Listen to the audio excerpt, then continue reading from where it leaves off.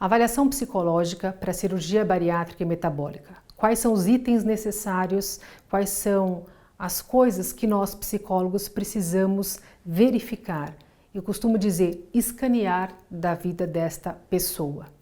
Porque além de ser um problema com peso, problema de obesidade, a gente não pode esquecer nunca que se trata de um indivíduo que tem uma história. E quem é este indivíduo? Nós precisamos saber, sim, todo o universo que envolve a vida dessa pessoa.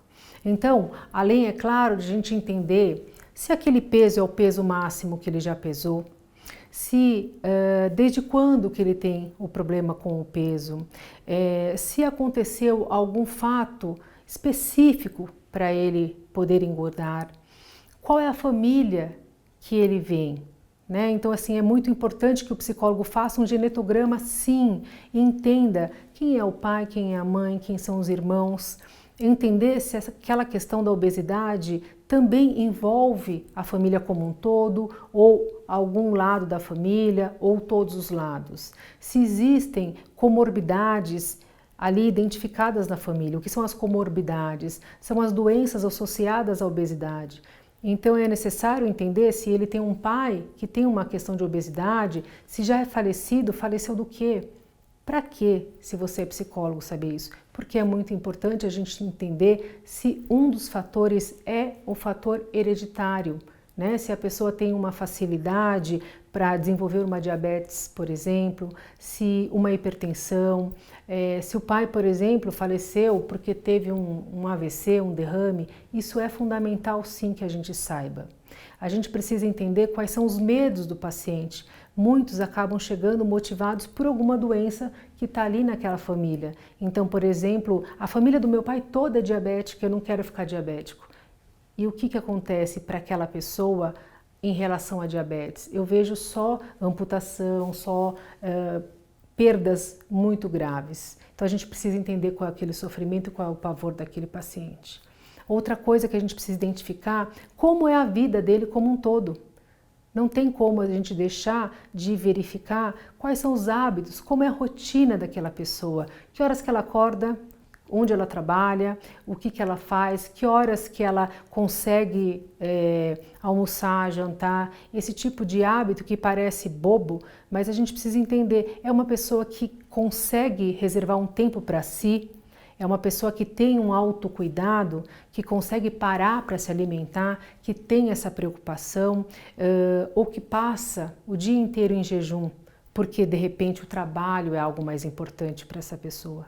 Mas às vezes o trabalho é mais importante porque está compensando, né? Porque ali é a forma que ele se destaca, é a forma que ele tem autoestima, porque em outros aspectos não existe, é uma possibilidade. Então a gente precisa entender sim o cotidiano dessa pessoa, a gente precisa entender sim a família como um todo, a gente precisa entender sim quem é a rede de apoio para essa cirurgia.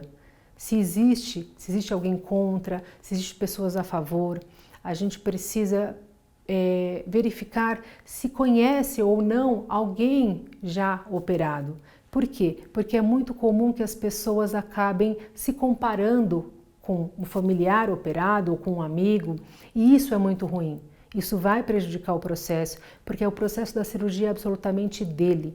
Então a gente precisa fazer com que esse paciente volte para o processo, volte para a percepção da cirurgia para ele e não para o outro. Outra coisa que a gente acaba verificando é assim, quais são os desejos daquela pessoa? Então, por exemplo, em termos de peso, existe um número na sua cabeça? Às vezes a pessoa tem dificuldade em responder isso e costuma responder assim, 70 quilos tá bom já está errado.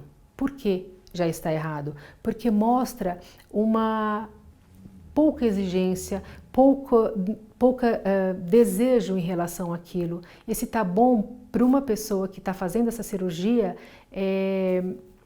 vai falar sobre uma pessoa que satisfaz com qualquer coisa e a gente precisa sim trabalhar essa dinâmica depois da cirurgia. que mais que a gente precisa verificar? Outros momentos de adoecimento. Já adoeceu outras vezes? Já passou por alguma cirurgia prévia? Para outra coisa que seja, não importa o que, mas como que essa pessoa lidou com outras situações de adoecimento? Outros momentos, talvez, teve autocuidado, não teve? Medicações que toma? Tá, mas você não é médico, por que você precisa saber? Precisa saber sim, para entender até a dinâmica da adesão à medicação. Porque, por exemplo, o polivitamínico é algo que vai ser necessário para o resto da vida dessa pessoa. Então, é uma pessoa que toma, que não toma, que se preocupa. Como que é essa dinâmica desse doente com relação à medicação? Projetos que a pessoa tem na sua vida, a gente precisa entender quantas coisas que talvez ele tenha desejo em fazer e não faz por conta da obesidade.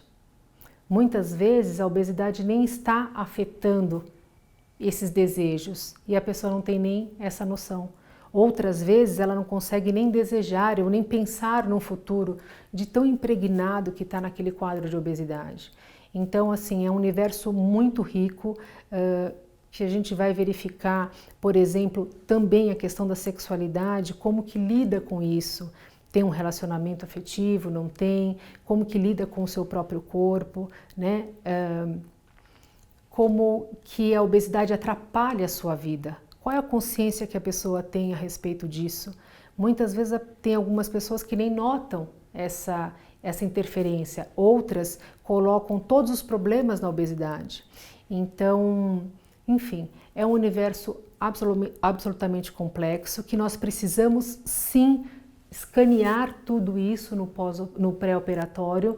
Para quê? Para que a gente possa devolver isso àquela pessoa, mostrar quais coisas que estão influenciando a vida dela, que tem a relação direta com a obesidade e que não tem a relação direta com a obesidade, para que no pós-operatório isso possa vir à tona e ser trabalhado de uma forma para mudar essa vida. Porque não adianta a gente mudar só a questão do peso. Se não mudar essa vida como um todo, esse peso ele pode voltar a existir.